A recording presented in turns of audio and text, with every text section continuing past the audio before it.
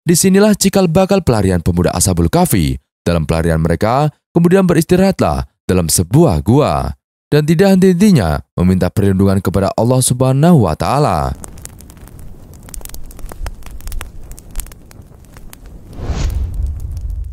Assalamualaikum warahmatullahi wabarakatuh. Sahabat beriman yang dirahmati Allah Subhanahu wa Ta'ala, yang ditidurkan di dalam gua selama 309 tahun oleh Allah Subhanahu wa Ta'ala memberikan banyak hikmah. Ketujuh pemuda tersebut lari dari kekejaman Raja Daqyanus karena akan dibunuh lantaran dipaksa menyembah selain Allah. Nama 7 pemuda Ashabul Kahfi dan anjingnya yang beriman kepada Allah yakni Maksalmina, Tamlika, Martunus, Kastunus, Bairunus, Yatbunus, dan Danimus. Sedangkan nama anjingnya yakni Hitmir. Pendapat lain seperti dari Syekh Al-Jubai mengatakan bahwa nama anjing tersebut adalah Hamron, namun hanya Allah lah yang mengetahui kebenarannya. Raja Daqyanus memimpin pada tahun 112 Masehi di masa pertengahan setelah era kerasulan Nabi Isa alaihissalam dan sebelum kerasulan Nabi Muhammad SAW.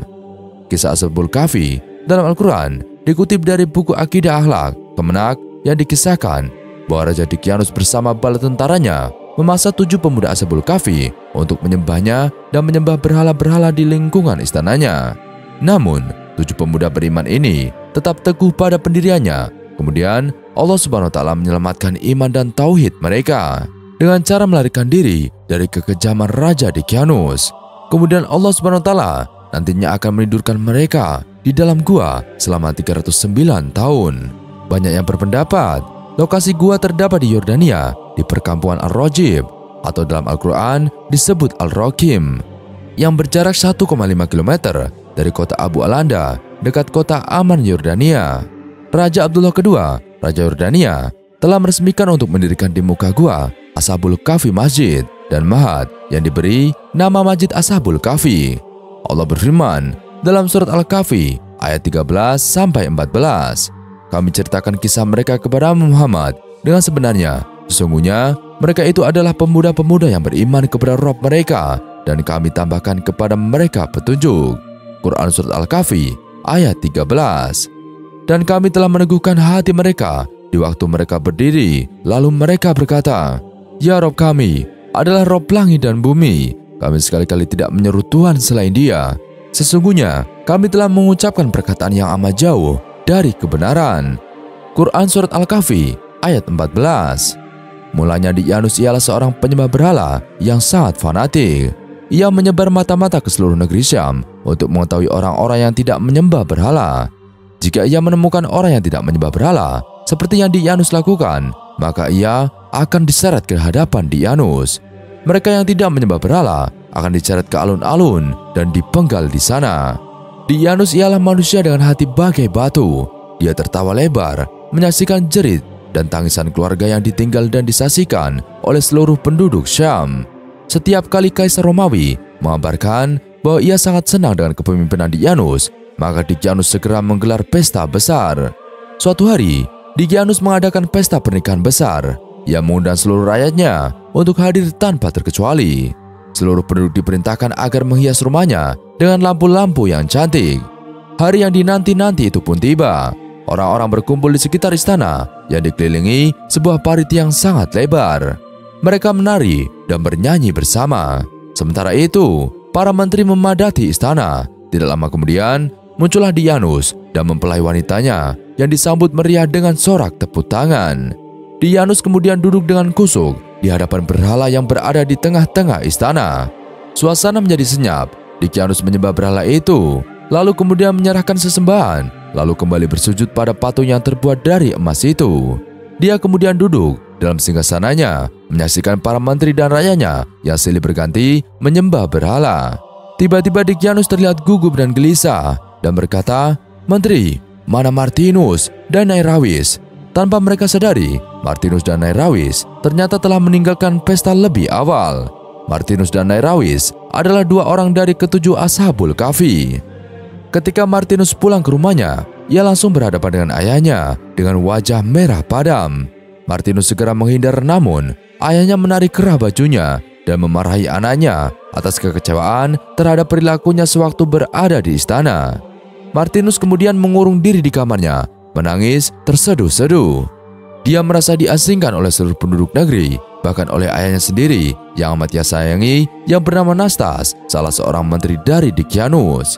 Sedangkan Nairawis ialah anak dari menteri kepercayaan Dikianus, yaitu Claudius. Sementara itu, di rumah Masalamina, seorang pengikut ajaran Nabi Isa alaihissalam yang sangat tidak suka dengan pemerintahan Dikianus, tiba-tiba rumahnya diketuk. Dan Masalamina membukakan pintu. Ternyata yang ia temui ialah Martus, sahabat yang sepaham dengannya.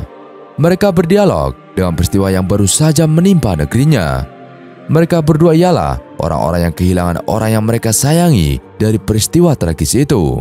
Tidak lama mereka bercakap-cakap, pintu rumah kembali diketuk. Ternyata mereka adalah Nairawis dan Dynamus. Dynamus ialah seorang pedagang yang selalu tertindas dalam ketidakadilan oleh para pedagang besar orang-orang Romawi. Hingga akhirnya mereka memutuskan untuk lari dari kota yang penuh dengan kenistaan dan jauh dari Tuhan. Keesokan harinya, terdengar kabar bahwa putra dari Dikianus tewas terbunuh di sungai. Pembunuhnya ialah Hawai Nartusia, seorang pengikut Nabi Isa alaihissalam. Dia segera ditangkap dan disiksa di hadapan Dikianus. Ketika sedang mengawasi penyiksaan ini, mata-mata Dikianus mengatakan kepada Dikianus, "Tuan, aku pernah melihat pemuda ini bersama Nairawis dan Martinus beserta para pemuda lainnya. Aku khawatir mereka bersekongkol menyiapkan rencana licik ini. Mereka menyebarkan bahwa Tuhan adalah orang yang sesat karena menyembah berhala. Mereka juga mengatakan bahwa engkau kejam dan sewenang-wenang. Aku khawatir mereka berusaha menggulingkan Tuhan dari jabatan terhormat ini." Mendengar perkataan ini, Dikianus geram. "Pergi dan tangkap mereka sekarang juga. Jangan kembali jika kau tidak berhasil menangkapnya." Di antara para pejabat Dikianus, ada yang simpati terhadap nasib Martus dan Nairawis. Kabar ini pun tersampaikan ke telinga Martinus. Mereka berenam sepakat untuk melarikan diri ke negeri terdekat Ar-Rokim. Disinilah cikal bakal pelarian pemuda Ashabul Kahfi. Dalam pelarian mereka, kemudian beristirahatlah dalam sebuah gua. Dan tidak henti-hentinya meminta perlindungan kepada Allah Subhanahu wa Ta'ala. Allah Subhanahu wa Ta'ala menjadikan gua ini tampak menyeramkan, sehingga siapapun yang mendekati gua ini akan terbesit ketakutan dan tak berani memasukinya. Ketujuh pemuda dan seekor anjing ini akhirnya tertidur selama 309 tahun dengan izin Allah Subhanahu wa Ta'ala.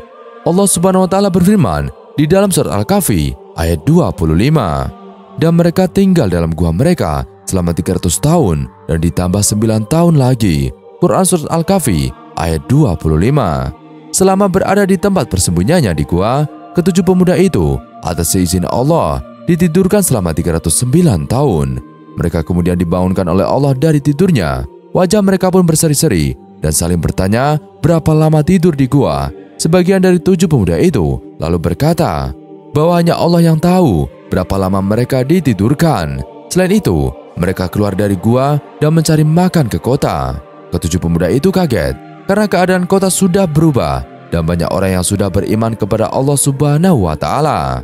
Selama 309 tahun berlalu dengan pemimpin yang silih berganti dan semuanya ialah orang yang amat kejam, hingga akhirnya Allah Subhanahu wa Ta'ala menunjukkan jalan. Tidak berapa lama kemudian, ketujuh pemuda itu meninggal dunia. Negeri Syam yang kini bernama Yordania kini dipimpin oleh seorang pengikut Nabi Isa alaihissalam yang memerintahkan rakyatnya agar menyembah Allah Subhanahu wa Ta'ala. Ia juga berlaku adil dan sangat bijaksana. Dan negeri Syam kini menjadi negeri yang makmur dan rakyatnya terhindar dari kemiskinan. Demikian kisah Ashabul Kahfi di dalam Al-Quran tentang tujuh pemuda dan anjingnya yang ditidurkan oleh Allah Subhanahu wa Ta'ala dalam gua selama 300 tahun karena mempertahankan iman dari kekejaman Raja Dikianus. Wallahu alam. Kisah Ashabul Kahfi adalah tanda kekuasaan Allah. Allah Subhanahu wa Ta'ala berfirman di dalam surat Al-Kahfi ayat 9, "Atau kamu mengira bahwa orang-orang yang mendiami gua dan yang mempunyai rakim itu, mereka termasuk tanda-tanda kekuasaan kami yang mengherankan." Quran surat Al-Kahfi ayat 9. Al-Kahfi adalah gua di gunung. Nama gua tersebut adalah Hizam atau Haizam. Sedangkan Ar-Rokim adalah papan yang tertulis nama-nama Ashabul Kahfi dan kejadian yang mereka alami. Pada versi lain, Ar-Rokim adalah nama gunung yang terdapat gua. Ada yang berpendapat itu adalah nama lembah yang terdapat padanya sebuah gua. Sahabat beriman yang dirahmati Allah Subhanahu wa Ta'ala, nama anjing Ashabul Kahfi adalah Humron. Kisah Ashabul Kahfi itu setelah masanya Nabi Isa alaihissalam. Mereka itu Nasrani. Kaum mereka itu adalah orang-orang musyrik yang menyembah berhala. Ashabul Kahfi itu sendiri adalah pemuda-pemuda yang merupakan putra dari para raja atau tokoh. Para ulama juga berselisih pendapat mengenai letak gua ini. Ada yang berkata di negeri Aila, ada yang berpendapat di negeri Ninawa, ada yang mengatakan di Balkia, ada juga yang berpendapat di negeri Arum atau Romawi. Lihat Al-Bidayah wa Nihayah nomor 566. Kisah mereka secara global. Allah Subhanahu wa Ta'ala berfirman, "Ingatlah tatkala para pemuda itu mencari tempat berlindung ke dalam gua, lalu mereka berdoa, 'Wahai Rabb kami, berikanlah rahmat kepada kami dari sisimu, dan sempurnakanlah bagi kami petunjuk yang lurus dalam urusan kami ini.'" Quran Surat Al-Kahfi ayat 10. Allah Ta'ala memberitakan tentang para pemuda yang melarikan diri menyelamatkan agama mereka dari kaum mereka. Agar tidak terfitnah, mereka menjauh dari kaumnya dan menuju sebuah gua di gunung bersembunyi dari kejaran kaumnya. Mereka mengatakan ketika memasuki gua seraya memohon kepada Allah rahmat dan kelembutannya kepada mereka, "Wahai Rabb kami, berikanlah rahmat kepada kami dari sisimu," yaitu berikan kepada kami rahmat dari sisimu dengan mengasihani kami dan melindungi kami dari kaum kami, dan sempurnakanlah bagi kami petunjuk yang lurus dalam urusan kami ini, yaitu jadikan petunjuk sebagai hasil akhir bagi kami. Hal ini sebagaimana disebutkan dalam hadis dari Husain bin Arta radhiyallahu an. Rasulullah Muhammad SAW bersabda, "Allahumma asin akibtana fil umuri kuliha wa ajirna min kisid dunya wa asabil akhirah." Ya artinya, ya Allah, baguskanlah setiap akhir urusan kami dan selamatkanlah dari kebinasaan di dunia dan dari siksa akhirat. Hadis riwayat Ahmad nomor 181. Syekh Al-Arnaud berkata bahwa periwayat hadis ini thiqah atau terpercaya. Sahabat beriman yang dirahmati Allah Subhanahu wa Ta'ala, ditidurkan dalam gua sekian tahun lamanya, dan Allah berfirman, "Maka kami tutup telinga mereka beberapa tahun dalam gua ini." Quran Surat Al-Kahfi ayat 11. Maksudnya, Allah jadikan telinga mereka tabir yang menghalangi mereka dari mendengar, yaitu kami tidurkan mereka dengan tidur yang sangat pulas yang tidak bisa dibangunkan oleh suara-suara, seperti yang terjadi pada orang-orang yang sangat kantuk dan lelap dalam tidurnya. Sekalipun diteriaki di telinganya, ia tidak mendengar dan tidak terbangun. Dan beberapa tahun artinya tahun-tahun yang terbilang banyak dan lama, dibangunkan setelah tidur sangat panjang. Allah Subhanahu wa Ta'ala berfirman, "Kemudian kami bangunkan mereka agar kami mengetahui manakah di antara kedua golongan itu yang lebih tepat dalam menghitung berapa lama mereka tinggal dalam gua itu." Quran Surat Al-Kahfi ayat 12. Kemudian Allah bangunkan mereka dari tidurnya, seperti membangkitkan orang mati dari kubur mereka, agar diketahui dua golongan yang berselisih pendapat mengenai berapa lama mereka tertidur di dalam gua dengan perhitungan yang sangat teliti, yaitu lebih meliputi berapa lama mereka tinggal di dalam gua, sehingga mereka akan mengetahui selang waktu yang Allah menjaga mereka di dalam gua tanpa makan dan minum, serta memberikan mereka rasa aman dari musuh. Dengan begitu, sempurnalah petunjuk mereka untuk bersyukur kepada Allah, dan hal itu menjadi tanda kekuasaan bagi mereka yang akan membuat mereka giat untuk beribadah kepada Allah. Rincian kisah Ashabul Kahfi. Allah Ta'ala berfirman, "Kami kisahkan kepadamu Muhammad cerita ini dengan benar. Sesungguhnya mereka adalah pemuda-pemuda yang beriman kepada Rabb mereka, dan kami tambah pula untuk mereka petunjuk." Quran Surat Al-Kahfi ayat 13. Ayat ini merupakan permulaan rincian kisah dan keterangannya. Sesungguhnya mereka adalah pemuda-pemuda yang beriman kepada Rabb mereka, yakni mengakui keesaan Allah dan mempersaksikan bahwa tidak ada sesembahan yang berhak disembah selain Allah, dan kami tambah pula untuk mereka petunjuk. Maksudnya adalah dengan taufik atau hidayah, dan sabit atau pemantapan dan keteguhan. Hati mereka dikuatkan. Allah Ta'ala berfirman, "Dan kami meneguhkan hati mereka di waktu mereka berdiri, lalu mereka pun berkata, Rabb kami adalah Rabb seluruh langit dan bumi. Kami sekali-kali tidak menyuruh Rabb selain Dia. Sesungguhnya kami demikian telah mengucapkan perkataan yang amat jauh dari kebenaran. Quran Surat Al-Kahfi ayat 14. Maksudnya adalah mereka dikuatkan dengan kesabaran. Mereka meninggalkan kampung halaman mereka serta meninggalkan berbagai kenikmatan demi menyelamatkan agama mereka. Mereka berdiri di hadapan raja mereka dan menyatakan kebenaran dengan tegas di hadapannya ketika kabar mereka terdengar oleh raja dan mereka dimintai hadir menghadapi raja. Raja bertanya kepada mereka tentang agama dan keyakinan yang mereka yakini. Lalu mereka menjawab dengan benar dan bahkan mengajak raja tersebut kepada Allah Ta'ala.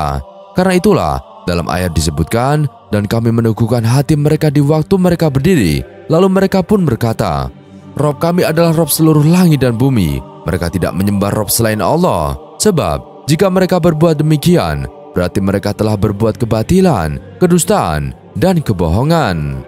Pengingkaran pada kesirikan kaumnya.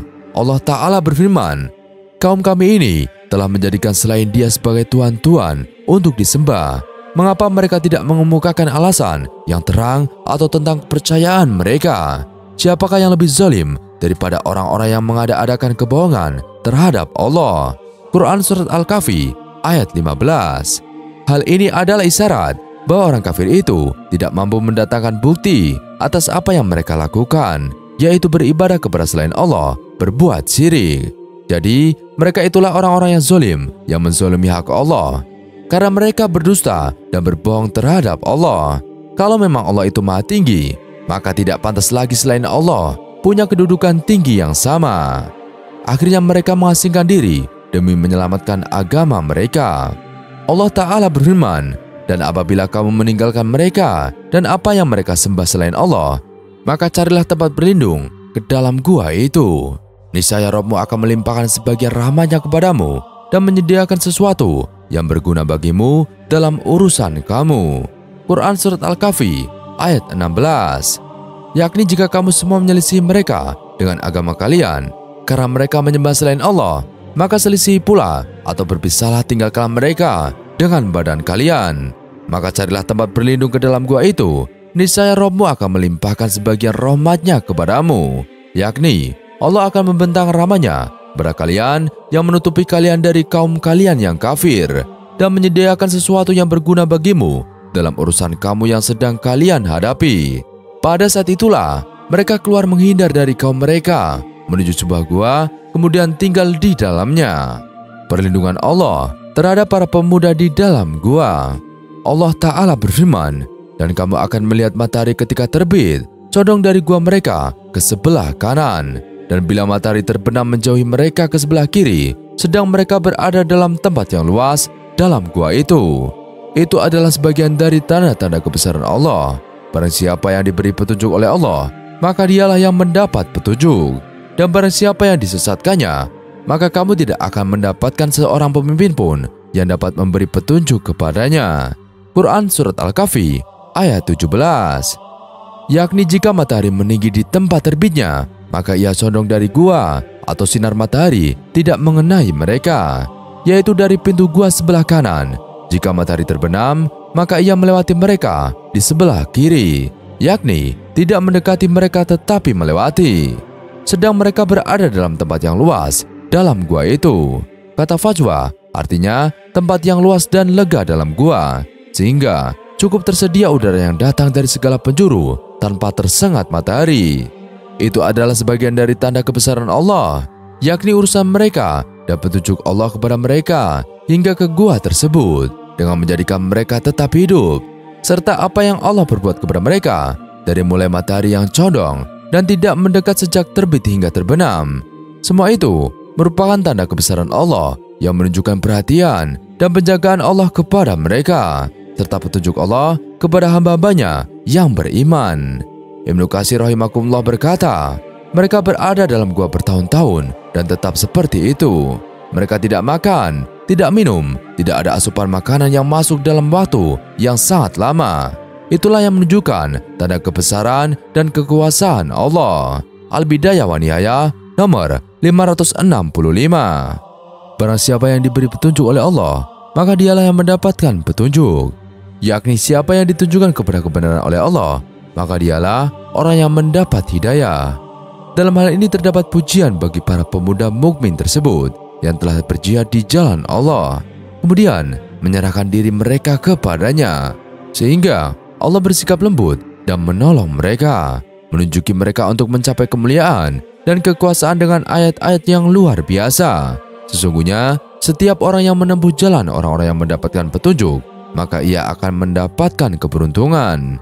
Dan barang siapa yang disesatkannya, maka kamu tidak akan mendapatkan seorang pemimpin pun yang dapat memberi petunjuk kepadanya, yakni siapa yang disesatkan oleh Allah, maka pasti kamu tidak akan mendapatkan penolong baginya yang menjaganya dari kesesatan atau memberi petunjuk kepada jalan kebenaran dan keberuntungan. Catatan, hikmah masuknya matahari dalam gua pada beberapa keadaan adalah agar udara di dalam gua itu tetap baik. Demikian dikatakan oleh Ibnu Katsir rahimakumullah dalam Al-Bidayah wa Nihayah nomor 565. Sahabat beriman yang dirahmati Allah Subhanahu wa taala, perhatian dan perawatan Allah terhadap para pemuda di dalam gua. Allah Ta'ala berfirman, "Dan kamu mengira mereka itu bangun, padahal mereka tidur, dan kami balik-balikan mereka ke kanan dan ke kiri, sedang anjing mereka mengunjurkan kedua lengannya di muka pintu gua. Dan jika kamu menyaksikan mereka, tentulah kamu akan berpaling dari mereka dengan melarikan diri, dan tentulah hati kamu akan dipenuhi oleh ketakutan terhadap mereka." Quran Surat Al-Kahfi ayat 18. Dan kamu mengira mereka itu adalah pembicaraan untuk setiap orang. Maksudnya, kamu mengira mereka itu bangun karena mata mereka terbuka. Karena kalau tidur dalam keadaan mata mereka tertutup lama, itu akan berdampak jelek. Demikian kata Ibnu Katsir dalam Al-Bidayah wa Nihayah nomor 565. Padahal mereka tidur sangat lelap dan pulas dalam tidurnya, hingga tidak ada suara yang bisa membangunkan mereka. Dan kami bolak-balikan mereka, yakni dalam tidur mereka ke kanan dan ke kiri, agar tanah tidak merusak badan mereka. Sedang anjing mereka membentangkan kedua lengannya di muka pintu gua, yakni di halaman gua atau pintu gua. Ibnu Katsir menjelaskan bahwa anjing tersebut tidak masuk dalam gua, hanya meletakkan kakinya di pintu gua. Ibnu Katsir menjelaskan bahwa anjing tersebut tidak masuk dalam gua, hanya meletakkan kakinya di pintu gua, dan inilah bentuk adab dari anjing tersebut. Para pemuda Kahfi juga sangat memuliakan anjing tersebut. Anjing itu tidak berada dalam gua sebab malaikat tidak mau masuk dalam rumah yang ada anjing di dalamnya. Demikian dijelaskan oleh Ibnu Katsir rahimakumullah dalam Al-Bidayah wa Nihayah nomor 566. Keberkahan pemuda mukmin ini melingkupi hingga anjing mereka. Ia juga mengalami seperti yang mereka alami, yaitu tidur panjang dalam keadaan seperti itu. Ibnu Katsir rahimakumullah mengatakan, ini adalah manfaat dari menemani orang-orang soleh. Lihatlah, hingga anjing ini pun selalu diingat dan memiliki kedudukan tersendiri. Karena siapa saja yang mencintai suatu kaum, ia akan bahagia bersama mereka. Kalau pada anjing saja bisa seperti itu, maka pasti berlaku pula bagi siapa saja yang mengikuti orang yang berbuat baik atau soleh yang pantas dimuliakan. Al-Bidayah wa Nihayah nomor 566. Dan jika kamu menyaksikan mereka, tentulah kamu akan berpaling dari mereka dengan melarikan diri, dan tentulah hati kamu akan dipenuhi oleh ketakutan terhadap mereka. Yakni jika kamu melihat mereka, sekalipun kuatnya kamu dalam melawan agar tidak lari, pasti kamu akan kalah dan lari dengan penuh ketakutan, yaitu hatimu dipenuhi rasa takut karena mereka para pemuda itu dilingkupi aura kewibawaan, sehingga tidak ada seorang pun yang melihat mereka kecuali akan ketakutan kemudian berpaling dan melarikan diri dan menjauh. Ini seperti yang dikatakan oleh Ibnu Katsir rahimakumullah, agar tidak ada seorang pun yang mendekati atau menyentuh mereka hingga ketentuan itu sampai pada masanya. Masa tidur mereka habis sesuai kehendak Allah Ta'ala. Mengingat hal ini mengandung hikmah, hujah yang kuat, dan rahmat yang luas. Pelajaran penting dari ayat "dan jika kamu menyaksikan mereka, tentulah kamu akan berpaling dari mereka dengan melarikan diri, dan tentulah hati kamu akan dipenuhi oleh ketakutan terhadap mereka." Ibnu Katsir rahimakumullah lantas berkata, berita itu tidak sama dengan melihat langsung. Al-Bidayah wa Nihayah nomor 567. Terbongkarnya rahasia para pemuda Ashabul Kahfi. Allah Ta'ala berfirman, dan demikian pula kami mempertemukan manusia dengan mereka, agar manusia itu mengetahui bahwa janji Allah itu benar dan bahwa kedatangan hari kiamat tidak ada keraguan padanya. Ketika orang-orang itu berselisih tentang urusan mereka, orang-orang itu berkata, "Dirikan sebuah bangunan di atas gua mereka. Rob mereka lebih mengetahui tentang mereka." Orang-orang yang berkuasa atas urusan mereka berkata, "Sesungguhnya kami akan mendirikan sebuah rumah peribadahan di atasnya." Quran Surat Al-Kahfi ayat 20. Demikian pula kami mempertemukan manusia dengan mereka, yakni sebagaimana kami tidurkan mereka, kemudian kami bangunkan dalam keadaan dan bentuk semula.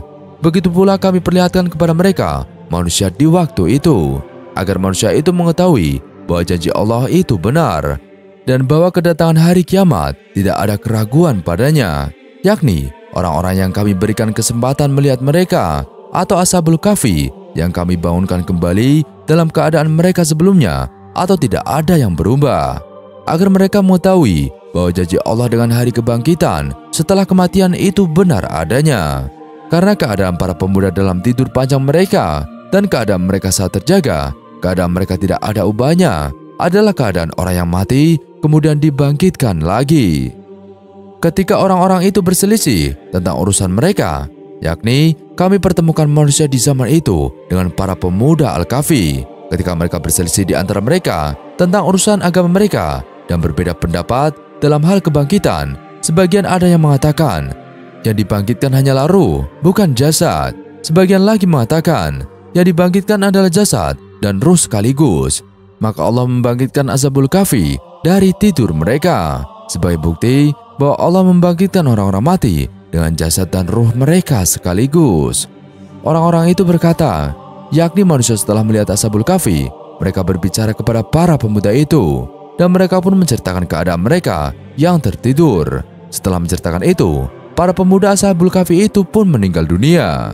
Dirikanlah sebuah bangunan di atas gua mereka, yakni di atas pintu gua. Maksudnya, tutuplah pintu gua itu dan biarkanlah mereka seperti keadaan semula. Rob mereka lebih mengetahui tentang mereka, sebuah ungkapan dan orang-orang yang tadi berselisih pendapat. Seakan-akan mereka ingat urusan mereka atau para pemuda, kemudian saling menyampaikan tentang nasab dan hal ihwal mereka, serta lamanya mereka tinggal di dalam gua. Ketika mereka tidak bisa mengetahui hakikat sebenarnya, mereka mengatakan, Rob mereka lebih mengetahui urusan mereka. Atau kemungkinan ini merupakan pernyataan Allah untuk membantah orang-orang yang terlalu jauh dalam membicarakan urusan pemuda ini dari mereka yang berselisih pendapat. Orang-orang yang berkuasa atas urusan mereka berkata, "Sesungguhnya kami akan mendirikan sebuah rumah peribadahan di atasnya," yakni mereka yang menang ketika berselisih pendapat itu, dan mereka adalah orang-orang kuat dan berpengaruh. Kami akan mendirikan rumah ibadah, yakni kami akan sholat di sana untuk mendapatkan keberkahan dari pemuda dan kedudukan mereka. Inilah syariat sebelum syariat Nabi Muhammad SAW. Adapun pada syariat Nabi Muhammad SAW, dan beliau bersabda, Allah melaknat Yahudi dan Nasrani. Mereka menjadikan kubur para nabi dan orang soleh dari mereka sebagai masjid. Hadis riwayat Bukhari nomor 1390 dan Muslim nomor 529.